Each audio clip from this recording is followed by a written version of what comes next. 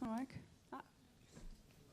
Okay, well, now we're, that one definitely works. Now we're going to hear from Gilles Babinet, who some of you guys know. He's, yeah, let's hear it for him.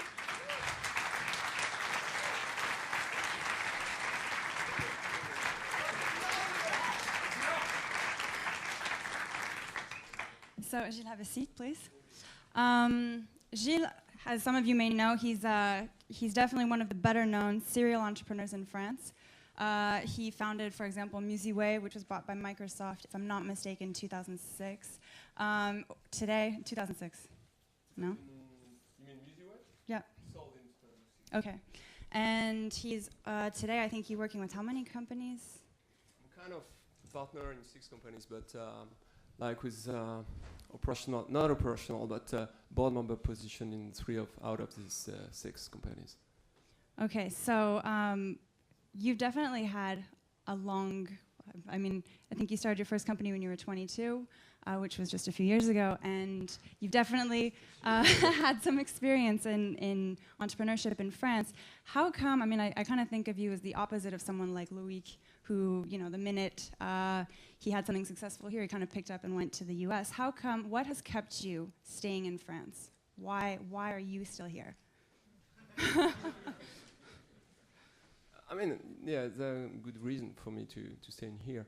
Probably one of the key reasons is like, I like this country. I mean, it's a good reason, obviously. I have all my friends around here, and strangely enough, I believe that there are a lot of reasons for an entrepreneur to stay around. You know, I mean, I could definitely answer all this, which would take a little bit of time, but the grounding reasons are all these. Okay, for example? You mean as an entrepreneur? As an entrepreneur? What has kept you here? Yeah, as an entrepreneur, I believe it's first, you know, you have a good ecosystem. You won't believe it, but you should. For instance, we have a very good engineer. I know a lot of startups, among which the one from Guillaume, we were talking about that, who was thinking of having their, where are you, Guillaume? You're here. Yeah, having their R&D team in Paris, in France, and the marketing team over there in the US. And I think it makes a lot of sense. When you speak to Loic Lemer, for instance, he will tell you that he's paying a fortune for his tech guy, and he feels that difference in terms of skills versus the US, France versus the US, is definitely in favor of the France. You know, that's one of the good reasons, but that's not the only one. Okay, well, we'll come back to that in a minute. So, just to get an idea, though, you've been an entrepreneur for several years. What evolutions have you seen in terms of the ecosystem? Let's talk first about what maybe the administration has done in France. Is entrepreneurship now valued more than it was before? If so, how and why?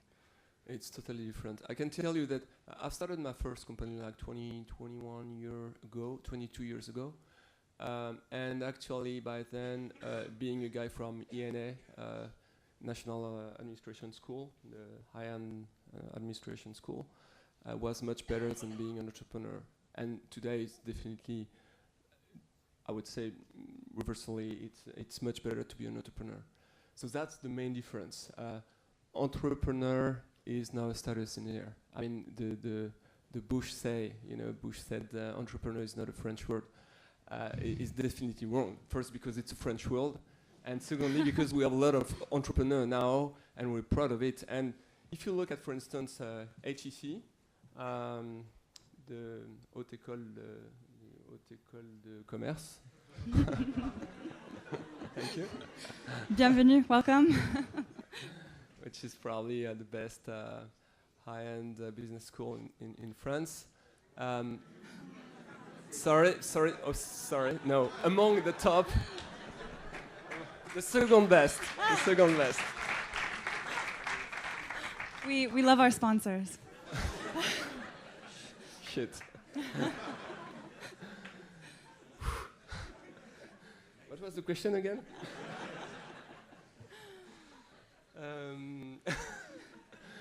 No, if you think about that, this school, like ESCP, they now have a full stream of entrepreneurs in the making, which wasn't the case probably 10 years ago. So it's And it's probably thanks to many things, among which the, how we call that, the auto-entrepreneur status. You know, not only that, but entrepreneurship is really, I would say, a core part of this country, which wasn't the case only 10 to 15 years ago. Okay, so what I'm understanding is if we do a comparison with France itself, it's definitely progressed. How about if we look internationally, though? If we take a look at what France is good at in maybe the tech and the startup world, what jumps out at you? So looking at the setup of startup of companies, not startup, from a European standpoint, we're among we probably, I believe we got in the first place, you know, in terms of creating companies. So that's good, but obviously we're not the best in terms of what you call ETI, average size company, entreprise de taille intermédiaire. We're bad at it, actually. German are much better. And I believe that we're going in the right direction. You know, I'm not the guy who is willing to be optimistic because it's good to be optimistic. It's what I see. From the startup standpoint, I believe that it's doing great. You know, actually, if you look at the foreign countries around us, you would find few countries that have been able to set up some global brand, not even global, but even regional brand startups such as Dailymotion, for instance. You know, it's when you talk to German VCs or UK VCs, they say you have something weird in France, which is that you are able to build up some quite consistent startups. That's the first thing. The second thing they say, and which came also from different journalists I spoke to, especially for some Wired journalists, sorry, is that there is something weird in content. We have a lot of good startup in the content place. Looking at Deezer, Dailymotion, but also we're very good in other content areas such as, if we could say it's a content area, the gaming industry. There is a kind of French touch, you know. Among the 5 top DJ in the world, 3 are French, you know, and they don't get it. There is something special in there. I'd like to dig in there, and if someone is interested in doing that, I think it's certainly a space we should look into it. So if I understood, the DJs should be starting companies. How about maybe we could also consider some of the standard stereotypes that we have. A lot of people say that French have good engineering backgrounds, that there are certain things that France produces. Is this really the case? Yeah, I do think that it's we're very good in terms of engineering. We're very bad in terms of marketing, and actually there is a joke which says that the best European startup is a startup that has a French CTO, a CMO which comes from the UK, a CFO that comes from Germany, a seller which comes from Italy. And the reason why it doesn't succeed is that everybody wants to be the CEO, you know? I'd never heard that one before. So let's now actually switch from what the entrepreneurs are good at to what the government is maybe good at or not so good at. I'm going to ask you first to be nice, since I do realize that now you have a new role as president of the... Yeah. Do you want to maybe take a minute and introduce your new role with the Conseil National Numérique, or the CNN, which I don't get why it's... Yeah, the guy who's here, who just got in, he made me on that role, you know, and yeah, you're the guy who made it. So basically, all you who are entrepreneur, we were all like complaining that the government didn't listen to us. You know, we were really tough at them, saying, you know, we should try to have a consistent set of rules so that we can more easily build up our ecosystem. And there have been a lot of controversies about that. And, you know, so Pierre got in, he made this report, and here I am. That's more or less the story. So now, if the government doesn't act well, either they don't listen to us or we don't propose interesting stuff. So we're much more in charge than we were before. Okay, so it's much more than just in time for the presidential campaign for next year. I didn't say that. No, I'm putting my own touch on it. But let's actually look at what kind of the administration has done aside from maybe create this organization. A lot of people say, for example, Startup America, did we need our own version?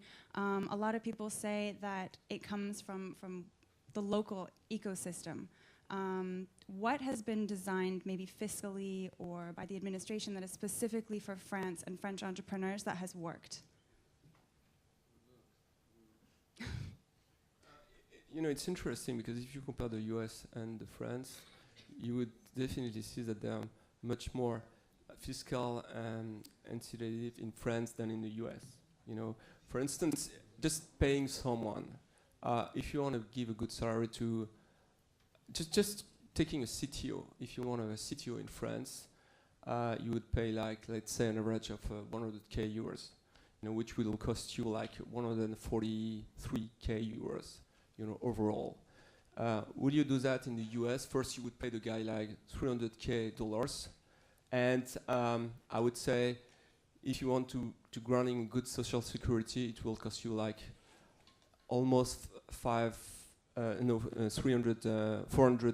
euros. On top of it, the guy will pay more taxes than in France. That's definitely true. The taxes in California on high-end salary is roughly 50%, I believe, 53% versus 45% in France. So just looking at it, it's different. I'm not claiming that we should everybody should set up companies in France, but just because of tax reason. But comparing straight to the point things, it shows that, So that's something. You wouldn't find in the US things like GEI, the Jeune Entreprise Innovante. Can you actually explain maybe? It's a discount on taxes you would pay on salaries for people working in the engineering R&D field. It's been controversial because the government changed the taxes system.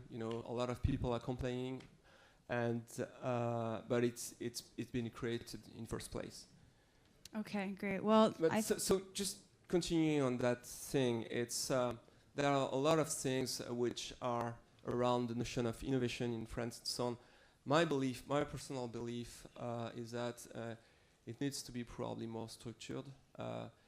Otherwise, most of the CEO have to become specialists of fundraising from the government, which is not really a good thing.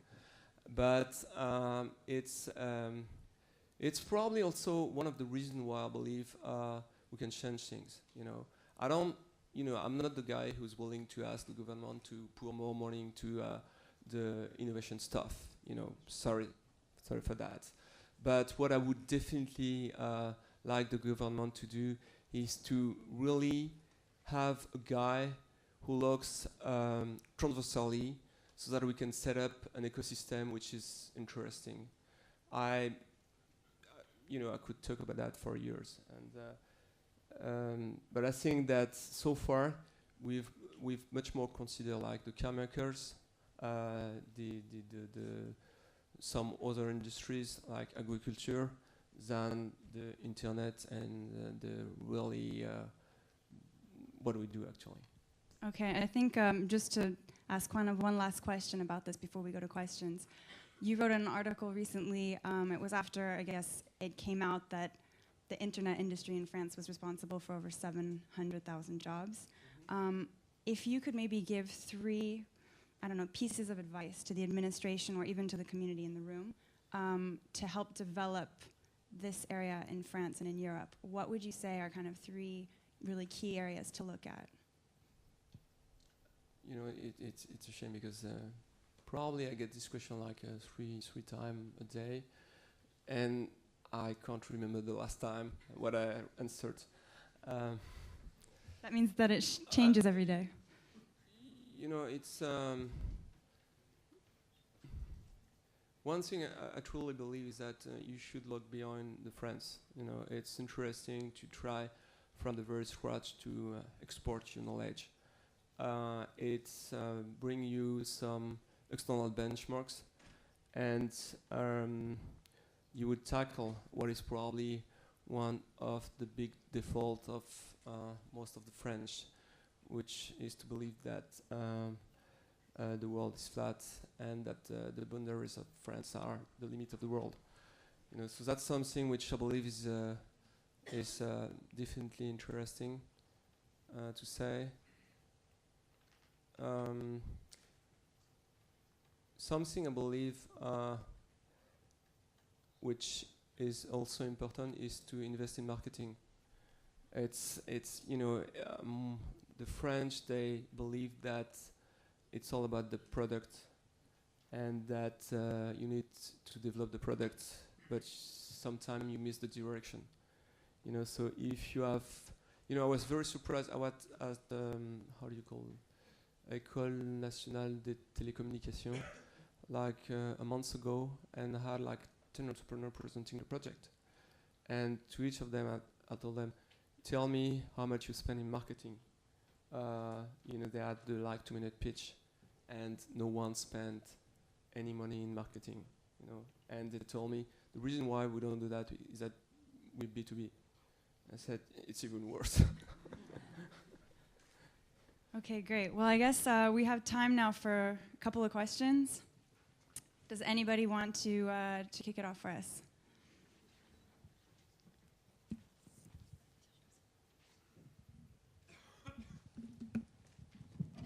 If I could remind you to introduce yourself and to ask your question very clearly. Make sure it is a question. Thank you. Thank you. Hi. Oliver Wilkinson, jobizo.fr. We've got an insight into running French and UK businesses. Do you think it needs to be easier in France? So, if I understood correctly, in terms of comparing UK and France. Yeah. Does it need to be easier in France? It's interesting. I believe that it's a very good question actually, because when you speak to some American people, they say for us it's easy to go in Europe, but only in the UK. And I believe that probably something which is kind of a burden for you in the UK is that you don't have like the language entry barrier. You know, when you set up something, an American company can kill you in no time.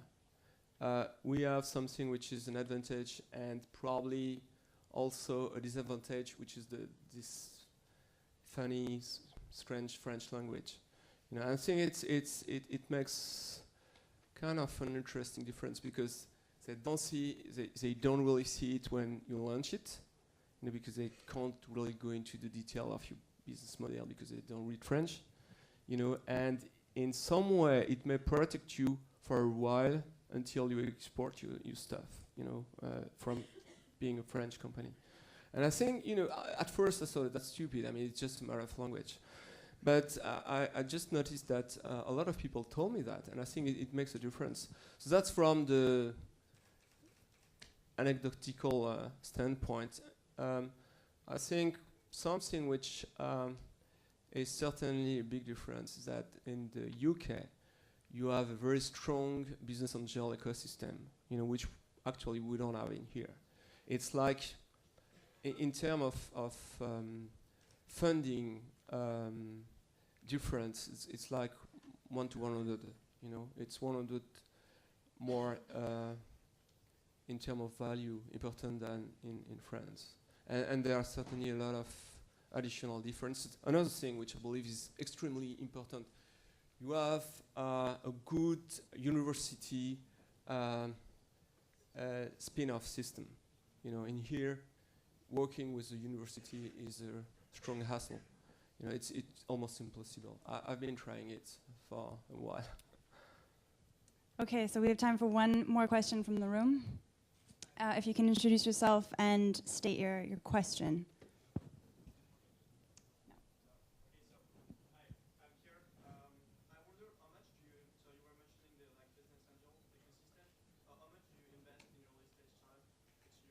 So just to repeat the question, how much do you invest in early stage startups each year personally? You know, I'm not a professional in the sense that the way I work is mostly by people. You know, I bump in people I like, and after becoming friend, I invest in the company. So that's not, I would say, a business model in itself. You know, for instance, Nicolas, where are you here? This guy we met like 2-3 years ago, and I really enjoyed the guy and the business model he wanted to set up. So I got in his company. That's the way I work. So it's and in terms of money, I can invest from like 10K until 1 million. You know, recently I got into a company pouring 1 million, but it's quite special investment. So there is no real systematic amount. Okay, and I'm just going to take one last question from the Micah. So it's, what is your personal plan to help the French high-tech ecosystem? Are you going to make a Babinet combinator? I guess the answer is no. All right, thank you.